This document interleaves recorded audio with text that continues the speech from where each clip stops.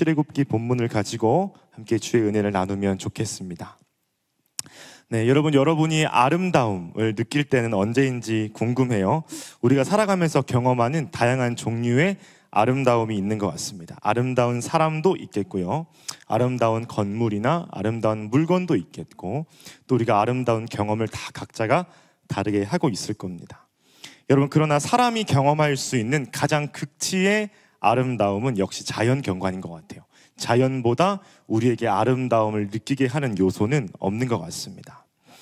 여러분, 그래서 여러분들이 지금 머릿속에 떠올리는 엄청난 대자연의 경관들 있잖아요. 우리가 흔히 볼 수 없는 그것들을 떠올려 보시면 참 아름답다, 참 아름답다, 감각을 넘어서 경이롭다, 놀랍다, 이러한 생각도 우리가 자연 경관을 통해서 경험할 수 있는 것 같습니다.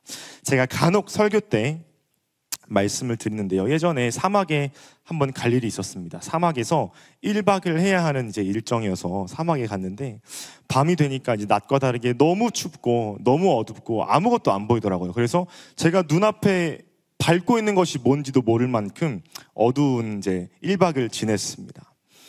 밤에 자다가 화장실을 너무 가고 싶어서 텐트 밖으로 나와서 화장실을 가려고 하는데, 문제는 화장실이 어딘지 보일까요, 안 보일까요? 안 보여요. 안 보이는 거예요. 그래서 참고 다시 잤어요. 근데 여러분, 화장실이 어디인지 몰라서 내가 어디로 가야 할지 모르겠는데 제 눈에 보이는 딱 한 가지가 있었습니다. 밤하늘에 뭘까요? 밤하늘에 별들, 수놓은 별들. 제가 그때 하나님이 만드신 별은 원래 이랬겠구나를 처음 경험했던 일이 있었습니다. 어느 정도였냐면, 그 너무 많아서 별들이 제 눈앞에 별을 박아다 놓은 것 같은 느낌이 들 만큼 하나님의 자유는 정말 놀랍다, 정말 경이롭다, 이러한 경험을 제가 했었습니다. 여러분, 그래요. 우리가 경험하는 극도의 아름다움, 우리가 자연 만물을 통해서 경험하는 것은 아름다움을 통해서 곧 경이로움을 경험하도록 우리를 유도합니다. 우리가 경험하는 두려움은, 경이로움은 곧 아름다움과 연결되어 있다는 말입니다. 여러분, 그래서 우리는 특별히 자연 만물을 통해서 아름다움을 경험할 때에 경이로움을 더 잘 느낄 수 있는 사람들인 것은 우리가 믿음의 사람들이기 때문에, 우리가 하나님을 믿는 사람들이기 때문에 아름다움과 하나님의 경이로움을 같이 묵상할 수가 있는 것 같습니다. 18세기 미국의 1차 대각성 운동을 이끌었던 조나단 에드워즈 목사님은 설교에서 늘 자연의 아름다움을 강조하고 또 설교했는데, 한번 인용하겠습니다. 꽃이 만발한 초원과 부드러운 산들바람에 기뻐할 때 우리는 예수 그리스도의 호의가 발산됨을 본다고 생각할 수 있다. 향기로운 장미와 백합을 볼 때 우리는 그분의 사랑과 순결을 보는 것이다. 따라서 푸른 나무와 들판, 새들의 노래는 그분이 베푸는 무한한 기쁨과 친절함의 발산들이며, 나무와 덩굴의 편안함과 자연스러움은 그분의 무한한 아름다움과 사랑스러움의 그림자이고, 수정처럼 맑은 강과 조잘되는 시냇물은 그분의 달콤한 은혜와 풍요로움의 발자취를 담고 있다. 목사님의 설교를 통해서 늘 발견하는 것은, 우리가 자연 만물을 통해서 하나님을 볼 때에 하나님의 아름다우심과 하나님의 경이로우심을 함께 묵상할 수가 있다는 것입니다. 여러분, 그래요. 우리는 하나님을 결국 바라보고 생각할 때에 두 가지를 같이 경험해야 합니다. 하나님을 경외하고 경이로움을 느껴야 하지만, 동시에 하나님의 아름다우심과 하나님의 신실하심을 우리가 동시에 경험할 수가 있어야 합니다. 여러분, 그런데 문제가 있죠. 문제가. 우리가 하나님을 묵상할 때에, 하나님을 생각할 때에 이 두 가지를 균형 있게 바라보지 못하고 하나님을 너무 두려워하거나 하나님을 너무 당연시 여기는 우리에게 결핍된 생각들이 간혹 등장을 하게 됩니다. 그리고 오늘 본문에 이러한 이스라엘 백성들의 마음이 잘 나타나 있는 것 같아요. 우리 18절 본문 함께 보시죠. 이렇게 되어 있습니다. 뭇 백성이 우레와 번개와 나팔 소리와 산의 연기를 본지라 그들이 볼 때에 떨며 멀리 서서라고 되어 있습니다. 여러분, 어떤 장면입니까? 시내산에 여호와 하나님의 임재가 강력히 임했던 장면입니다. 이때 하나님은 강력히 임하셔서 수많은 자연 현상을 동반하시는데 빽빽한 구름과 연기로 함께 나타나십니다. 뿐만 아니라 우레와 번개와 나팔 소리와 같이 사람들이 놀랄 수밖에 없는 자연 현상으로 하나님은 임재하세요. 이 장면을 경험한 이스라엘 백성들은 얼마나 놀랐을까요? 얼마나 무서웠을까요? 한번 상상을 해보시죠. 우리가 평소에 전혀 경험할 수 없는 일만 경험해도 놀라는데 이러한 자연현상은 백성들로 하여금 두려움을 느낄 수밖에 없게 만듭니다. 여러분, 특히 오늘 성경 보시면 오늘 본문 직전에는 하나님이 이스라엘 백성들에게 십계명을 내려주시는 본문이에요. 어떤 내용입니까? 너네는 이제 이러한 것들에 순종해야만 한다. 이러한 것들을 지켜야만 한다. 안 지키면 내가 저주를 내리고 죄를 갚을 것이다.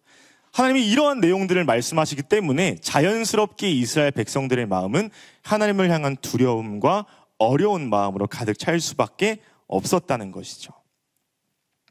그렇게 하나님을 막연하게 두려워하는 이스라엘 백성들에게 모세는 20절 말씀에서 이렇게 권면합니다. 우리 함께 20절 말씀 읽어보겠습니다.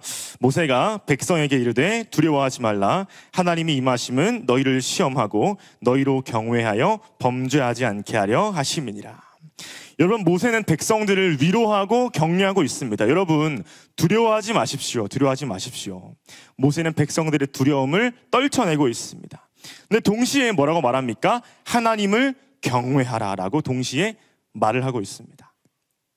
좀 이상하지 않나요? 우리는 보통 경외를 하나님을 두려워하는 것이라고 여기는데 왜 모세는 한 입으로 두 말을 하고 있을까? 두려워하지 말라는 말과 경외하라는 말이 왜 같이 한 문장 안에 등장을 하고 있을까? 이 본문을 우리가 제대로 이해하려면 앞선 본문의 맥락을 우리가 조금 알 필요가 있습니다. 출애굽기 19장 3절에서 4절 말씀인데요. 이렇게 되어 있습니다. 모세가 하나님 앞에 올라가니 여호와께서 산에서 그를 불러 말씀하시되 너는 이같이 야곱의 집에 말하고 이스라엘 자손들에게 말하라. 내가 애굽 사람에게 어떻게 행하였음과 내가 어떻게 독수리 날개로 너희를 업어 내게로 인도하였음을 너희가 보았느니라. 여러분, 무슨 상황입니까? 하나님께서 모세와 이스라엘 백성들을 시내산에 모으셨어요. 근데 모으신 이유와 목적이 무엇입니까? 내가 너희를 애굽 가운데서 어떻게 구해내고 인도했는지 기억하게 만들고 싶으셨던 거예요. 하나님은 이스라엘 백성들을 두렵게 만들거나 무섭게 만들려는 의도가 아니라 이스라엘 백성들에게 구원을 기억하고 하나님의 은혜를 묵상하려고 모으셨다는 겁니다. 이런 문맥적인 배경을 보게 되면 모세가 어떤 의도로 백성들에게 두려워하지 말라라는 말과 하나님을 경외하라, 이 역설적으로 보이는 두 문장을 같이 말하고 있는지 우리는 알 수 있습니다. 여러분, 모세는 두려움과 경외를 구분해서 말하고 있는 것이죠. 그렇다면 우리도 하나님을 마냥 두려워하는 것과 하나님을 경외하는 것이 뭐가 다른지 구분할 필요가 있습니다. 하나님을 두려워하는 건 뭘까요? 여러분, 많은 성경 인물들이 하나님을 두려워했지만 대표적으로 한 두 명의 인물만 좀 살펴보고자 합니다. 창세기 3장입니다. 그들이 그날 바람이 불 때 동산에 거니시는 여호와 하나님의 소리를 듣고 아담과 그의 아내가 여호와 하나님의 낯을 피하여 동산 나무 사이에 숨은지라.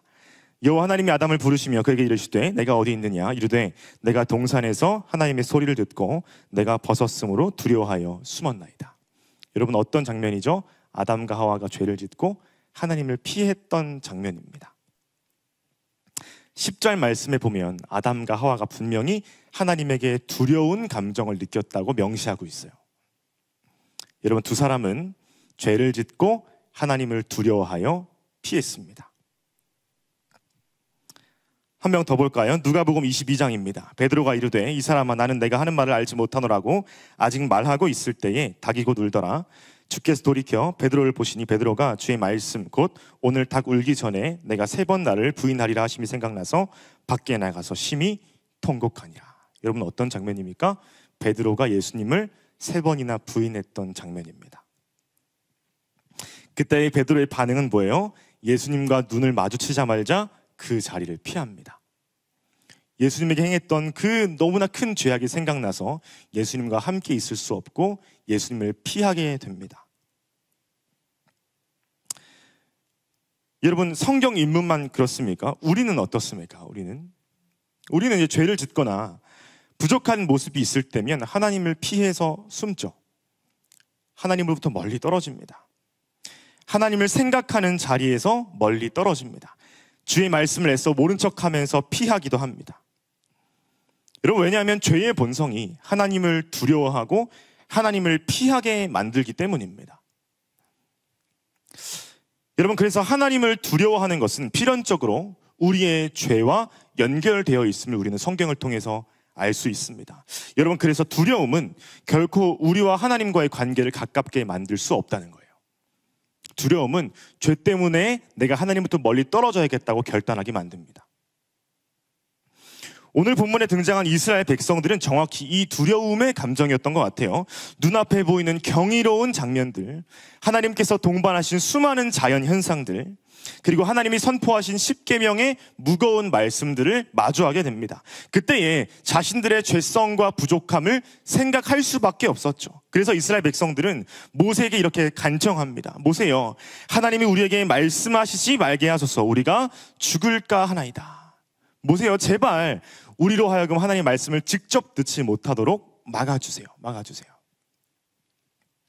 죄인이었던 이스라엘 백성들은 직감적으로 알았습니다. 너무나 거룩하신 하나님 앞에 서게 되면, 너무나 거룩하신 하나님 말씀을 듣게 되면 자신들은 죄 때문에 죽을 수도 있는 존재임을 알았던 것이죠. 여러분, 그렇다면 모세는 이런 상황에서 어떻게 반응을 하고 있을까? 우리 21절 말씀 함께 읽어보도록 하겠습니다. 시작. 백성은 멀리 서 있고 모세는 하나님이 계신 흑암으로 가까이 가니라. 여러분, 모세는 백성들과 전혀 다른 선택을 합니다. 백성들이 하나님을 두려워하고 죄로 인해서 멀리 떨어지려고 할 때에 모세는 하나님이 임재가 계신 곳으로 가까이 나아갑니다. 모세는 하나님을 추구하고 하나님과 이럴 때에 더욱 가까이 가야 한다고 알고 있었습니다. 여러분, 어떻게 모세는 이런 선택을 할 수 있었을까요? 어떻게? 모세에게는 마냥 두려워하는 마음이 아니라 하나님을 정확히 알고 하나님을 경외할 수 있는 사람이었습니다. 하나님이 왜 우리를 이곳에 모으셨고 하나님이 왜 지금 십계명을 내리시는지 하나님의 원래 목적을 분명히 알고 있었던 사람이었습니다. 여러분, 그래서 우리는 경외를 한번 이렇게 정리할 수 있을 것 같아요. 첫째, 경외란 무엇이냐? 경외란 두려운 마음을 가지고 하나님 앞에 담대하게 나아가는 것을 의미합니다. 여러분, 우리가 죄로 인해 망가져 있을 때, 우리가 우리의 연약함으로 무너져 있을 때 어떻게 하나님 앞에 나아갈 수 있습니까? 하나님이 나를 부르신 목적을 분명히 알 때에 경외할 수 있다는 거예요. 여러분, 오늘도 마찬가지 아닙니까? 하나님께서 우리를 이 예배의 자리에 부르신 목적이 무엇입니까? 두렵게 만들려고, 무섭게 만들려고 아니라는 거예요. 하나님께서 우리가 죄인임에도 불구하고 우리를 예배의 자리에 부르신 이유는 하나님께서 구원하신 은혜를 기억하고 다시 한번 우리의 삶을 결단하게 만들기 원하시기 때문에 우리를 예배의 자리로 부르셨다라는 것입니다. 여러분, 마찬가지로 우리도 거룩한 두려움을 갖고 주 앞에 나아가는 모세의 발걸음이 우리의 신앙생활과 우리의 마음 가운데 회복되어야 할 줄 믿습니다. 오늘 예배할 때 여러분, 혹시 무거운 마음을 갖고 계신 분, 죄로 인해 무너진 사람이 있다면 다시 한번 하나님의 은혜의 임재 앞으로 가까이 나아가는 여러분이 되기를 간절히 소망합니다. 본문을 좀 이어서 보도록 하겠습니다. 20절 말씀 다시 한번 보시죠. 이렇게 되어 있습니다. 모세가 백성에게 이르되 두려워하지 말라. 하나님이 임하심은 너희를 시험하고 너희로 경외하여 범죄하지 않게 하려 하심이니라. 여러분, 이 구절에 보면 하나님께서 임재하신 두 번째 목적이 나옵니다. 첫 번째는 구원의 은혜를 기억하게 만들기 위함이고요. 두 번째는 우리가 하나님을 경외하여 다시는 범죄하지 않도록 만들기 위함이라는 거예요. 여러분, 모세는 하나님의 이 목적과 마음을 알고 있었습니다. 그분이 백성들을 생각하는 것은 백성들로 하여금 거룩한 삶으로 이끄시기 위하여 경외하도록 이 자리에 모으셨다는 거예요. 여러분, 우리는 여기서 하나님을 두려워하는 것과 하나님을 경외하는 것이 근본적으로 다르다는 것을 발견하게 됩니다. 두려움은 그 자체로 우리와 하나님과의 관계를 멀리 떨어뜨려 놓지만, 경외는 우리가 하나님 앞에 담대함으로 나아가면서 하나님의 뜻에 우리의 삶을 맞춰가는 시작점입니다.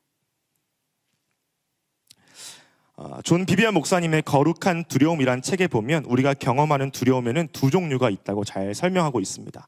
한번 인용하겠습니다. 우리는 파괴적인 두려움이 있다는 사실을 인정해야만 하는데, 돈을 잃을까 두려워하면 구두쇠가 되고, 배우자를 잃을까 두려워하면 상대에게 집착하게 된다.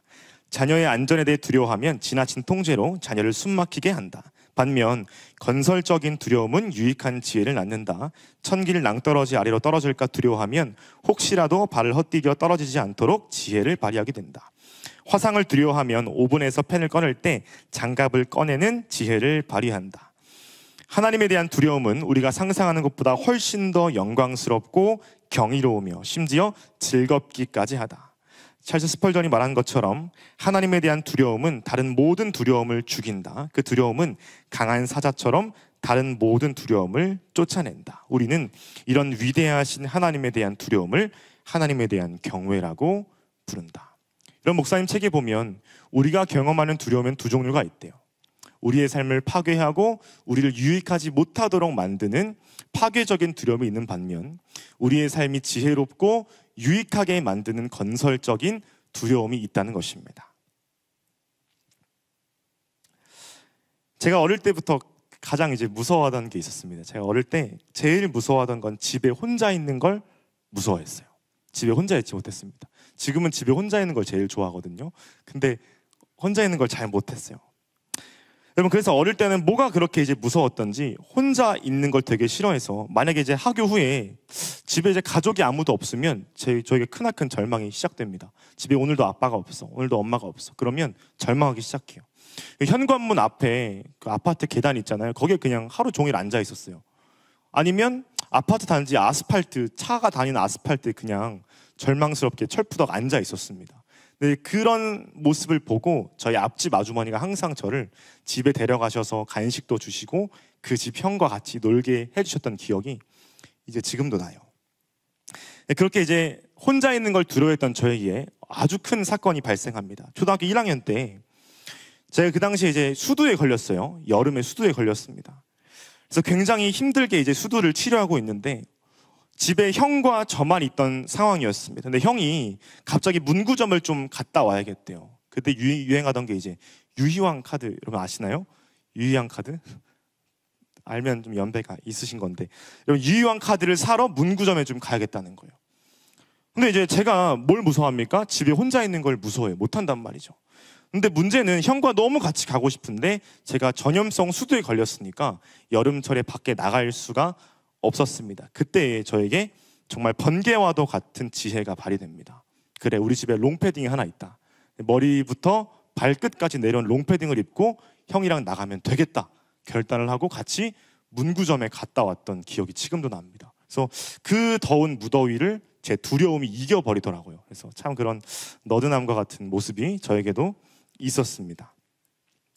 여러분, 그래요. 우리의 삶에는 파괴적인 두려움이 있다는 거예요. 우리의 삶에 전혀 유익하지 못하게 만드는, 우리를 불편하게 만드는 두려움의 영역이 있습니다. 이 두려움은 우리가 해야 할 일을 하지 못하게 막고요. 우리가 성장하지 못하게 막는다는 거예요. 그러나 건설적인 두려움, 즉 거룩한 두려움은 완전히 다릅니다. 그것은 오히려 우리의 삶을 안전하게 만들고 유익하게 만들고 성장하게 만든다는 거예요. 우리는 신앙생활을 하면서 이 경외에 대한, 하나님에 대한 거룩한 두려움을 놓치고 살아갈 때가 굉장히 많이 있습니다. 특히 요즘은 어떤 사람의 감정이나 사람의 마음을 위로하고 또 따스하게 어루만져주는 설교나 찬양이 인기를 또 얻는 시대이기 때문에 물론 중요하지만 그런 부드러운 찬양과 또 말씀에 집중할 때가 있습니다. 여러분, 그러나 성경은 우리를 늘 균형 있게 가르칩니다. 그리스도의 한없는 사랑과 하나님의 은혜도 중요하지만 마찬가지로 하나님을 거룩하게 두려워하는 신앙이 우리에게 필요하다고 성경은 늘 가르치고 있습니다. 여러분, 성경 인물 중에 예수님의 사랑을 가장 많이 받았던 사람 한 명을 꼽으라면 저는 사도 바울을 꼽고 싶습니다. 여러분, 바울처럼 예수 그리스도의 조건 없는, 이유 없는 사랑을 경험한 사람이 있을까요? 원래 어떤 사람이었습니까? 예수 믿는 사람들을 잡아다 박해하고 죽이기까지 하는 박해자였습니다. 그랬던 사도 바울을 예수님께서 아무런 이유도 없이, 조건도 없이 만나주시고 사도로 세우시고 사용하셨어요. 그런 놀라운 은혜를 받은 사도 바울이 돌아다니면서 말씀을 전하고 복음을 전합니다. 어떤 내용을 전했을까요? 여러분, 행위로 구원받는 것이 아니라 예수 그리스도를 믿음으로 구원을 받는 것입니다. 여러분, 예수님은 우리를 창세 전부터 선택하셔서 하나님의 거룩한 자녀로 삼으셨습니다. 이런 주님의 은혜와 또 따스한 사랑에 대해서 얼마나 많이 설교했겠어요. 그런데 바울 서신의 내용들을 자세히 살펴보면 바울은 그리스도의 사랑만을 전하지는 않았습니다. 바울은 하나님의 은혜만을 전하지는 않았어요. 동시에 우리가 거룩한 성도로서 무엇을 감당해야 하는지, 무엇을 경외해야 하는지 균형 있게 가르쳤습니다.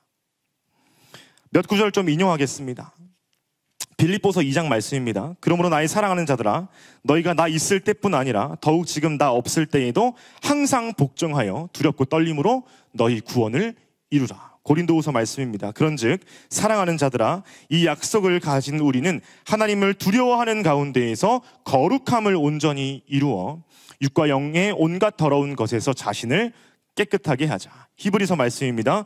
그러므로 우리가 흔들리지 않는 나라를 받았은즉 은혜를 받자. 이로 말미암아 경건함과 두려움으로 하나님을 기쁘시게 섬길지니. 사랑하는 여러분, 우리는 바울의 메시지를 균형 있게 보아야 합니다. 바울은 결코 하나님의 사랑만을 묵상하라고 하지 않았습니다. 아무런 조건과 아무런 이유 없이 구원받은 성도라면 마땅히 하나님의 아름다우심을 묵상할 수밖에 없어요. 하나님의 아름다우심과 신실하신 사랑을 묵상하다 보면 하나님의 놀라운 경이로우신 하나님 되심, 하나님의 주되심을 알 수밖에 없습니다. 그러다 보면 우리가 하나님 앞에 자연스럽게 무릎을 꿇고 경외할 수밖에 없습니다. 여러분, 결국 경외는 구원받은 성도의 마땅한 임무라는 것을 우리는 성경 전체를 통해서 분명히 알 수가 있다는 거예요. 여러분은 하나님을 어떻게 바라보십니까? 하나님을 어떻게 생각하고 계세요? 여러분, 혹시 막연한 두려움을 가지고 하나님 앞에 나아가지 못하는 청년이 있지는 않습니까? 내 죄악 때문에, 내 부족함 때문에 하나님으로부터 멀리 떨어지는 삶을 살고 계시는 않나요? 또 완전 반대로 하나님의 사랑, 하나님의 용서만을 묵상하다가 어느새 하나님을 나와 동일한 위치에 놓고 당연히 여기는 신앙을 혹시 갖고 계시지는 않습니까?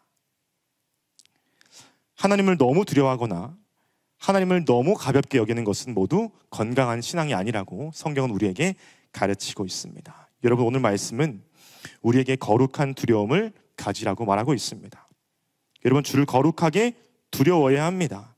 하나님의 영광과 위엄을 마땅히 높여야 합니다.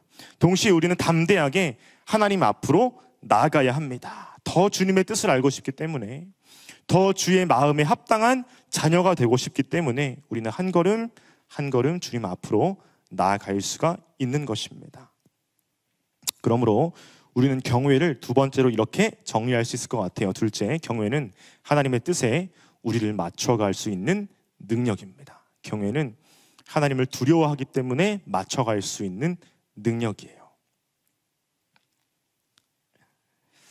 존 비비안 목사님의 책에 보면 성도가 하나님을 경외할 때에 나타나는 반응을 잘 설명했습니다. 하나님을 두려워하는 것은 다른 누구 혹은 무엇보다도 그분을 존경하고 공경하고 흠모하는 것이다. 하나님을 두려워하면 그분의 마음을 품게 된다. 그분이 사랑하시는 것을 사랑하고 그분이 미워하시는 것을 미워하게 된다. 그분께 중요한 것이 나에게도 중요한 것이 되고 그분께 중요하지 않은 것은 나에게도 그렇게 중요한 것이 아니게 된다.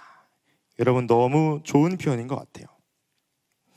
경외는 그 대상을 사랑하고 공경하고 흠모하는 것입니다. 한 대상을 지극히 사랑하면 그 대상이 원하는 대로 우리가 따라가게 되어 있어요. 한 대상을 지극히 사랑하면 그 사람이 좋아하는 것을 자연스럽게 하게 됩니다. 여러분, 우리 연애를 잠깐 떠올려 보시죠. 여러분 다 연애하고 계시죠? 여러분, 연애할 때 여러분의 남자친구, 여자친구를 너무 사랑하면 어떻게 됩니까? 이것 좀 해줘 하면 어떻게 해요? 바로 하잖아요. 이것 좀 하지 마 하면 바로 하지 말아야겠죠? 네, 결혼하면 더 큰 경외를 발휘해야 됩니다. 저도 열심히 경외하고 있습니다. 그래서 열심히 사랑하는 뜻대로 흠모하며 사모님의 뜻에 맞춰가는 중인 것 같아요. 여러분, 우리가 사람의 관계에도 이런 원리가 작용하는데 하나님과 우리의 관계는 어떻겠습니까? 여러분, 똑같겠죠? 아니, 더 심각해야겠죠? 여러분, 우리가 하나님을 사랑하지 않는 사람은 하나님을 두려워하지도 않습니다. 하나님을 사랑하는 만큼 하나님의 뜻과 주의 말씀에 집중하게 되어 있어요. 두려움은 곧 그 대상을 사랑함과 연결되기 때문입니다. 그러므로 경외는 하나님을 사랑하는 만큼 순종하게 만드는 능력이라는 거예요. 이 자리에 예배하신 우리 귀한 청년분들, 하나님을 경외하기 때문에 주의 말씀을 가까이 하는 여러분 되기를 소망합니다. 하나님을 경외하기 때문에 주님을 찬양하는 여러분 되기를 소망합니다. 그럴 때에 하나님께서 기뻐하시는 뜻대로 여러분들의 삶이 하나씩 조정되는 놀라운 역사를 보게 될 줄 믿습니다. 말씀을 좀 맺겠습니다. 사랑하는 청년 여러분, 우리는 하나님을 경외한다는 말을 너무나 자주 오해하는 것 같아요.